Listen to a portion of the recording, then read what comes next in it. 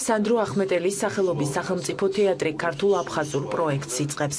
კომანის ტრაგედია ასე ჰქვია სპექტაკლს, რომელშიც მონაწილეობას ქართულ მსახიობებთან ერთად ერთ-ერთ მთავარ როლს აფხაზი არტისტი შეასრულებს.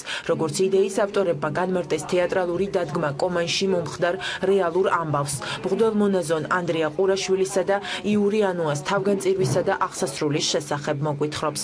პროექტის წარდგინებას დღეს რეჟისორები იური ანუას ოჯახის წევრები და სხვა მოწვეული სტუმრები ესწრებოდნენ. როგორც ცნობილია, სპექტაკლი ოთარ პერტახიას პიესის კომანის დრამის საფუძველზე დაიდგმება.